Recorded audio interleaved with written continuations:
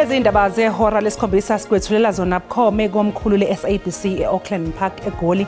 Mbukeli nazi ezinohlonze kusihlwa nje. We have complained numerous times to the municipality from 2021. They even sent us an email indicating that the municipality is refusing to comply. Izakhamuzi kanye nosomabhizinisi baseThekwini sebesole umasipala ngokwehluleka ukunakekela ingqalazizinda ehambisa amanzi njengoba bethi lesi isona sizathu esiholele ekutheni kuphinde kube nezikhukhula kulamasonto amabili edlule.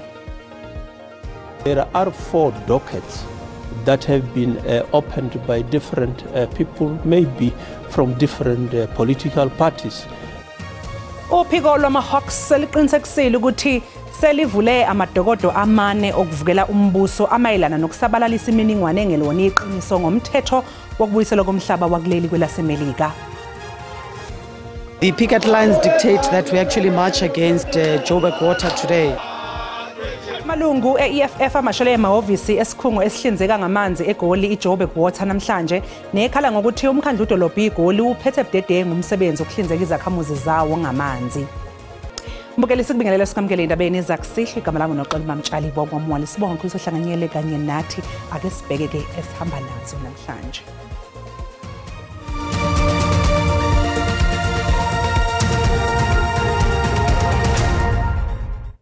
Izakhamuzi kanye nosomabhizinisi baseThekwini sebesole umasipala ngokwehluleka ukunakekela ingqalazizinda ehambisa amanzi njengoba bethi lesi isona sizathu esiholele ekutheni leli dolobha likhahlanyezwe zikhukhula kulamasonto amabili edlule.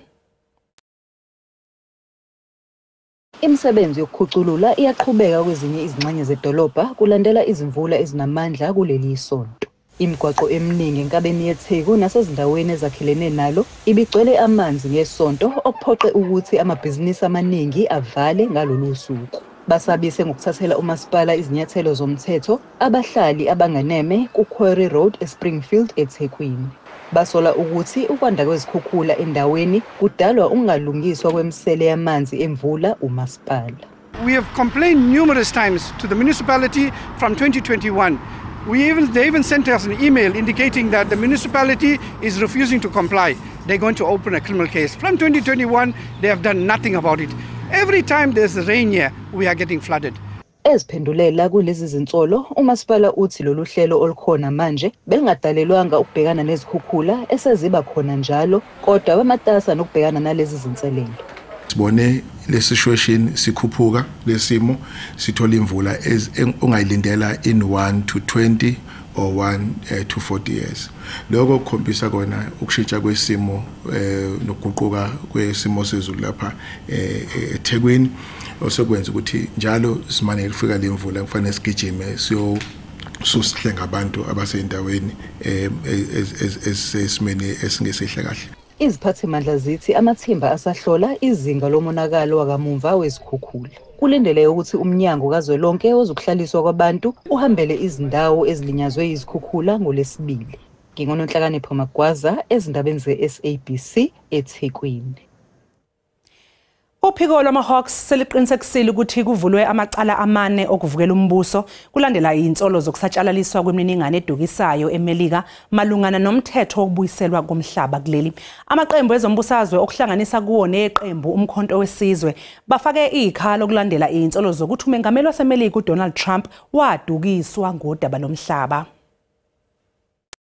Inhloko yama-Hawks ingathandanga ukwenaba ngokuthi wobani abavulelwe icala lokuvukela umbuso, kepha uqinisekisile ukuthi lolu phiko angeke lipholisa amaseko ekubopheni noma ngabe ubani otholwa enecala. So there are 4 dockets that have been opened by different people, maybe from different political parties, that concern some individuals that may have crossed the border to go and communicate some of the things that are perceived to be in the direction of high treason. Biya uthi uma uphiko olushushisa amacala omphakathi linobufakazi obuphathekayo, isinyathelo esilandelayo ukufaka ozankosi labo abanindekayo. If there is evidence, and then the National Prosecuting Authority direct that we need to secure the attendance of the accused We don't discriminate. Anyone who commits crime must know that we will be doing that without fear, favor, or prejudice.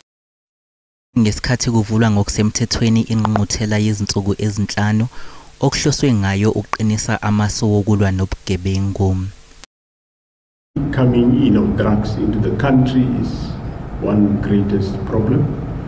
The theft of vehicles out of this country going out is also number two, and the illicit goods coming into the country, be it cigarettes, textile, is a huge problem. Kusenjalo yize ithimba lama-Hawks lingazange lidalule ukuthi liphenya bani ngeinsolo zokuvukela umbuso, i-AfriForum ke isiphendulele kulezi insolo kwazise phela neqembu umkhonto wesizwe livulelele inhlangano icala lokuvukela umbuso emasontweni amathathu edlule. Obvious he's speaking about us, but I must say from the start, I'm not having any sleepless nights because, of course, we know that these complaints are baseless. If anybody is disloyal to this country, then, of course, it is ANC leaders through their irresponsible policies. From outside, we are trying to save the country from a disaster with regard to disrespect for property rights. So we are confident to be able to go to court. Actually, court would give us an opportunity to state our case and show the world and show South Africa how disloyal the ANC leaders are. Wonke amazwe ayingxenye ye-G20 ayabhekana nenkohlakalo. Lawa ngamazwi ashiwo ungqongqoshe weyisebenzi kahulumeni inkosi uMzamo Buthelezi ngenkathi eqala nje ukukhuluma emhlanganweni obanjelwe eSomerset West esifundazweni iWestern Cape. Nokuwumhlangano ke okuhloswe ngawo ukudingida imbangela yokwenziwa kwenkohlakalo. Ichazwe njengesitha sohulumeni wentando yabantu. This summit serves as a central effort to address the global challenge that undermines development, economic solidarity, and public trust. South Africa, therefore, remains committed to fostering global cooperation in addressing the root cause of corruption. Inkohlakalo njengemphumela yobuholi omtekenteke. Corruption has far-reaching implications that are eroding and weakening trust in the public institutions, implications that are stifling economic growth and depriving millions of citizens of essential services and opportunities. Ingxenye lomhlangano azodinga izinto ezibandakanya nokuvikela kwalabo ababikayo mangabe kunezenzo zenkohlakalo. Unobhala jikelele we-ANC uFikile Mbalula uthi isinqumo sokuhlela kabusha amakomiti asebenza ngaphansi kwesigungu esiphezulu se-ANC kuzoqinisa ukusebenza kwalo leli qembu. Unobhala jikelele we-ANC uFikile Mbalula useguqula amakomiti asebenza ngaphansi kwesigungu esiphezulu saleli qembu kanjalo nezithunya zaleli qembu kuzo zonke izifundazwe. Lezi nguquko zizothinta abaholi abaqavile abehlukene. Abahlaziyi bezombusazwe bachaze ukuthi yini igqugquzele lesinqumo. It could have been informed by the reconfiguration of some of the provincial leadership. But also, from time to time, organizations would do an assessment of how different committees are performing. I think the issue of correctness, again, has to do with political alignment. You know, if you look at the people that you've just mentioned, yes, they are intelligent in their own right, but I'm not sure if they're independent. Umbuzo uthi ingabe ANC izohlomula yini ngenxa lezinguquko okhethweni lohulumeni bezindawo. Some might see this along factional lines, and if they do so, it might not benefit the ANC. But if they see it as a part of rebuilding, reinforcement, and ensuring that there is unity in the party, they might accept it with both hands. I-ANC lahlekelwe kakhulu okhethweni langonyaka odlule njengoba yathola amavoti angaphezudlana kwamaphesenti angama40. Ubuholi be-Economic Freedom Fighters eGauteng kanye nabalandeli beqembu esifundazweni bahole imashi ebilibangise emahhovisi esikhungo esihlinzeka ngamanzi eGoli iJoburg Water. Leli qembu likhala ngokuthi umkhandlu udolobha kanye neJoburg Water baqhuba ngendlela enobudedengu uhlelo lokunqanyulwa kwamanzi.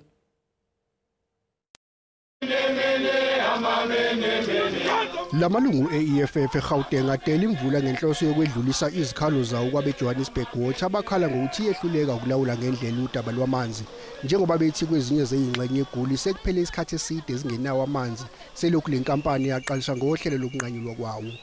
The picket lines dictate that we actually march against Joburg Water today, in essence demanding for the reconnection of water supply to particularly the northern suburbs, which is your Midrand and Fourways, and the CBD, which has been without water for a long time now.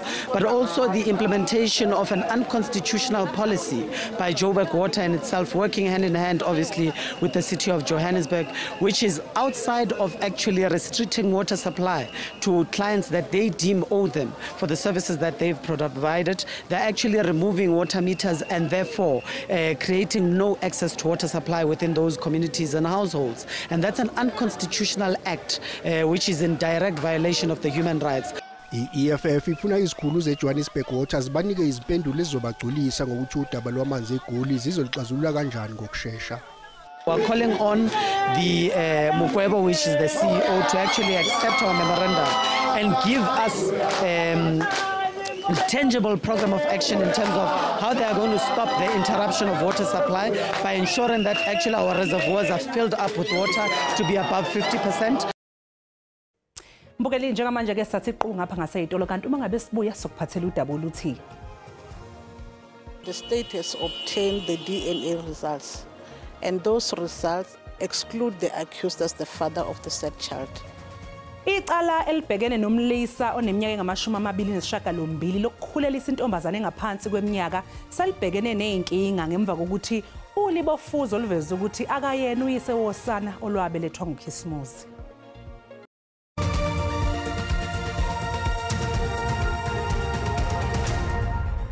Siphinde sikubingelele mbukeli sikwamukele uma ngabe usanda kungena odabeni oluphambili besibike ukuthi izakhamuzi kanye nosomabhizinisi baseThekwini sebesola umasipala ngokwehluleka ukunakekela ingqalazizinda ehambisa amanzi njengoba bethi lesi isona sizathu esolele ekutheni kuphinde kube nezikhukhula kulamasonto amabili edlule.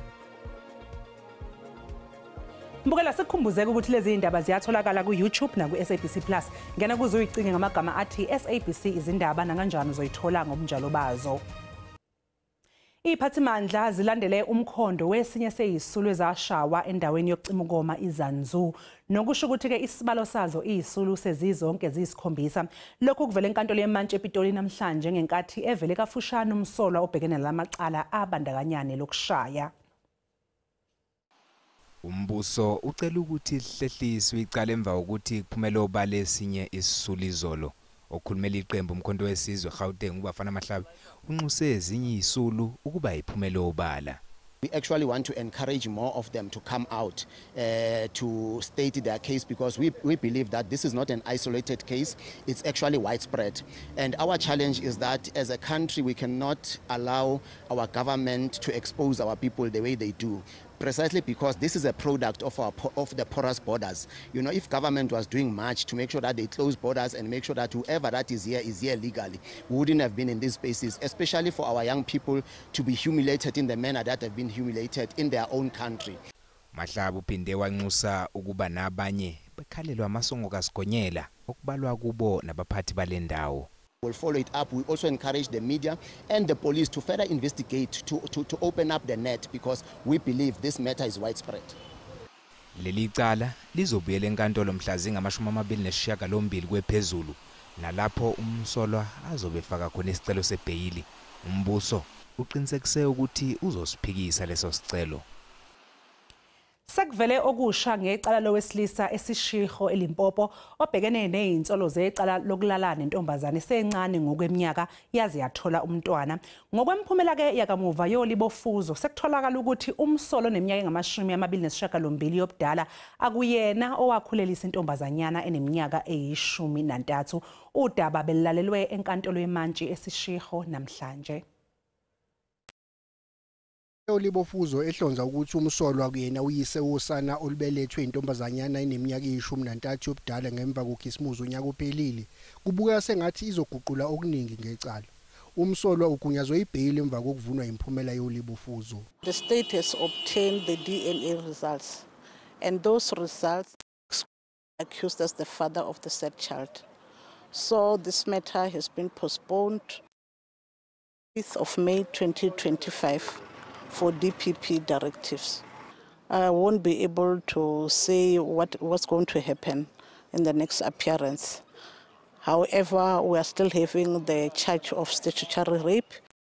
Melezempilo eLimpopo usekhuthaza abomthetho ngokuthi baqinise uphenyo lwabo lizoholela ekuboshweni kowesilisa okunguye wakhulelisa intombazanyana. The painful thing is that it means the child is not only being abused by this man, there's other men who have abused the child. And now we are calling upon the law enforcement to say, let them continue with the investigations so that we find out who is the father of the child and that person, how old is he, so that he can also be arrested.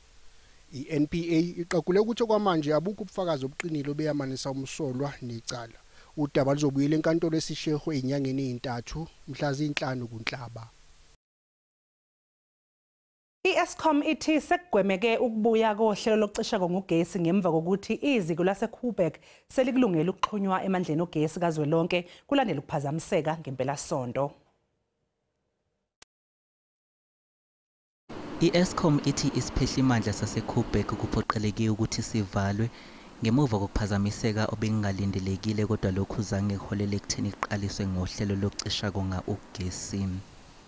Eskom has since established it is safe to initiate the startup process for Kuberg Unit 2 in line with standard operating procedures, and Unit 2 is expected to be reconnected to the national grid within 48 hours.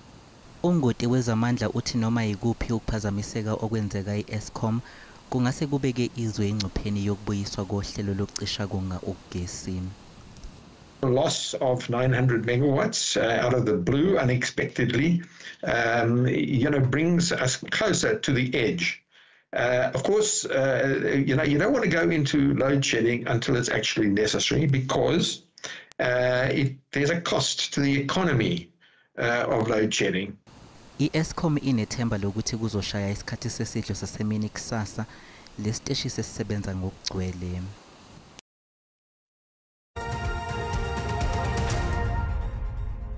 Kwintokozo mbukeli ukuthi siphinde sihlangane njengoba sesisho sithi ke makhulu amathuba emvula esingawalindele engcenyeni esenyakatho kuyongena eGauteng imvula nje kwezinye indawo ephelezele ukudume endaweni ephakeme eMpumalanga entshonalanga KwaZulu-Natal eMpumalanga eFreystata uyongena endaweni ephakeme ikakhulukazi ke lapha eEastern Cape sikalindele ukuthi ke abe mancane kwezinye indawo lapha eEastern Cape kuyongena ke engcenyeni ezilapha koNorthern Cape sisho sithi liyaqhubeka liyabalela oguni ke olungasentshonalanga sihlabele phambili siyobheka usuku lakusasa sikusho ngokungena mahloni ukuthi ke asemakhulu amathuba ikakhulukazi ke engcenyeni esenkabeni lapha ko-Northern Cape kuyongena ko-Beaufort West endaweni ephakeme lapha Eastern Cape ukusondela eduze kwentaba zokhahlamba siyongena lapha ko-Standerton Balfour Secunda abe mancane kodwa mawungena-ke kwezinye indawo ikakhulukazi-ke lapha eGauteng yongena-ke kwelase-Freystata kanjalo nalapha ko-North West sisho sithi-ke i-South African Weather Service iyasikhipha lesixwayiso sasebusuku banamhlanje ukuthi-ke nganemvula ezingathanda ukuthi-ke zibe nomngozi ikakhulukazi-ke ezingahambisana ney'khukhula lapha ko-North West kuyongena ko-Gauteng kanjalo nasengxenyeni lapha ko-Standerton Balfour uyongena lapha komemele imvula nje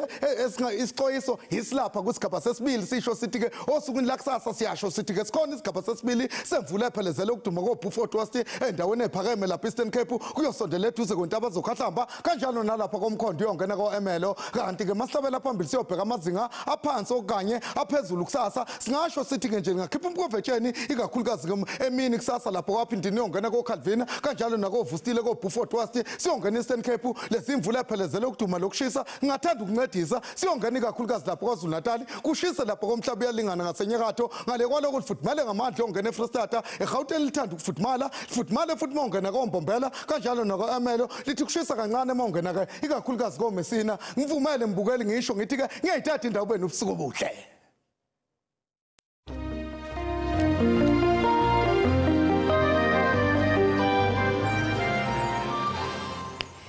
Bukelisi sibeka lapha-ke besikuphathele zona Ngolika Mageba kusasa bazobe bekhonoza kwethu ney'ndaba zolwimi lwesiXhosa nibe nobusuku obuhle nisale kahle.